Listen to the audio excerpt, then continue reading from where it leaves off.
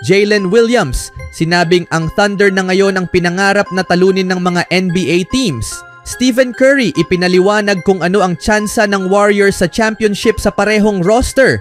At Green, pinipilit ng former player na paalisin dahil hindi na kayang bantayan si Jokic. Kakapanalo pa lang sa NBA Championship, binalikan ni Thunder star Jalen Williams ang kanilang paglalakbay mula sa pagiging nangangaso hanggang sa sila na ngayon ang hinahabol. Nangyari ang pagninilay na ito sa isang usapan sa Out the Mud podcast kung saan nagsalita siya ng tapat tungkol sa kanyang pananaw papasok sa susunod na season.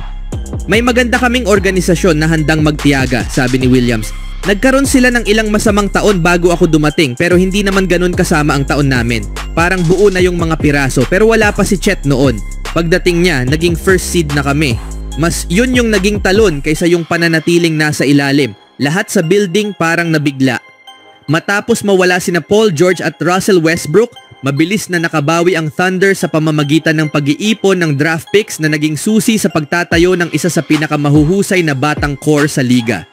Ngunit walang inaasahang ganito kabilis ang kanilang pagdominante at ayon kay Williams, matarik ang kanilang learning curve. Tinalo na namin yung mga team na tinatalo kami ng 20 puntos noong isang taon. Kaya mas naging tanong, paano ba namin mapupulido ito at makakuha ng karanasan? Dagdag pa niya.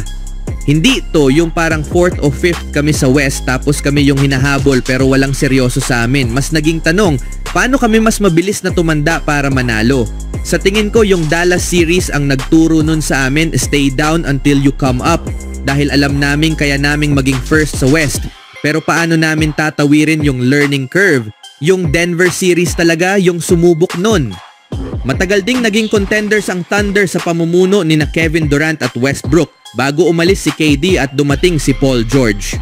Nang hindi rin naging matagumpay ang tambalang iyon, pumasok si Shai Gilgeous-Alexander, ang unang hakbang patungo sa pinakamatagumpay na Thunder team sa kasaysayan.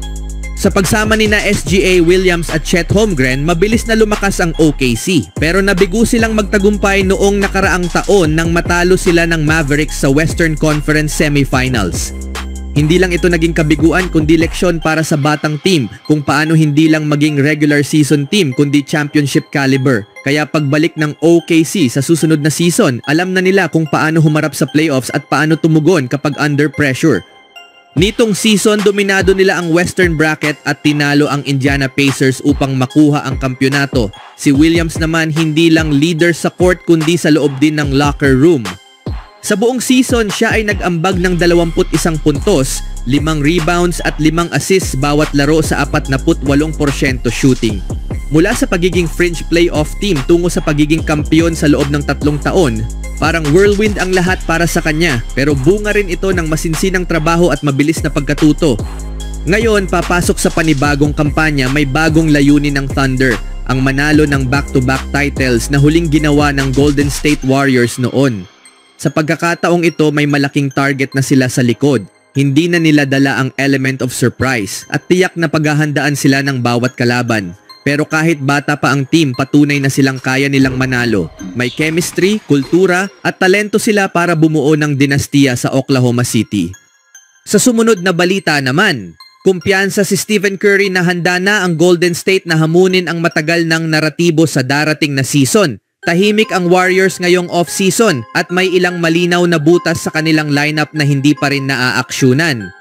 Malaking papel ang ginampanan ng sitwasyon ni Jonathan Kuminga sa direksyon ng off-season ng team dahil wala pang ibang trade o kasunduan na nabuo na may kaugnayan sa kanya.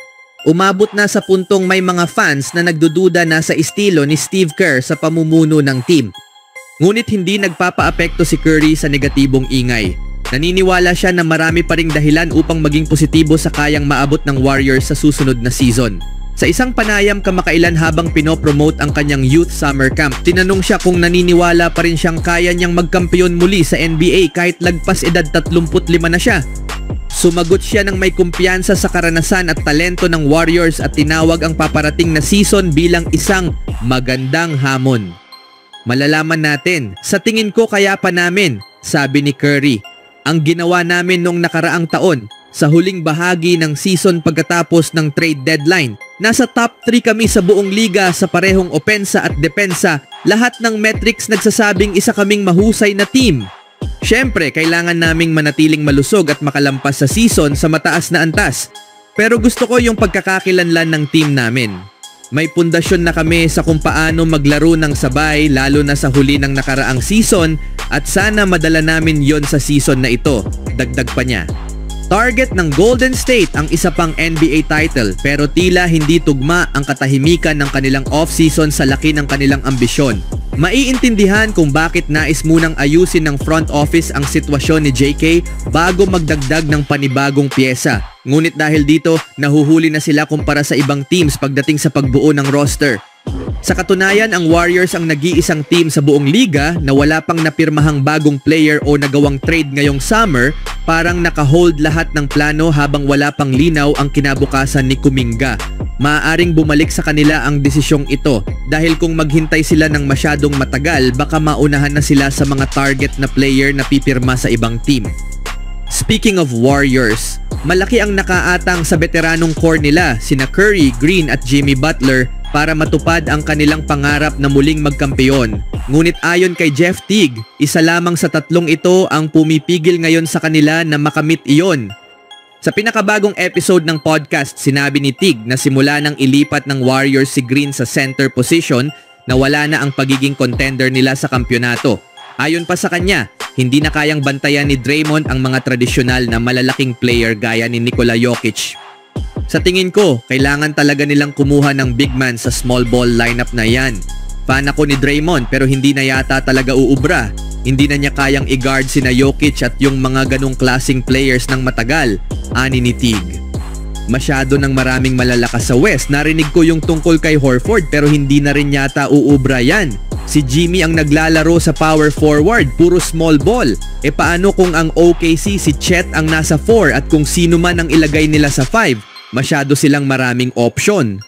Sa tingin ko si Curry ay isa pa rin sa pinakamahusay. Kaya pa rin niyang buhatin ng isang team at mag-dominate. Si Butler nandyan pa rin yung killer mode niya pero pagkatapos nun medyo nakakatakot na.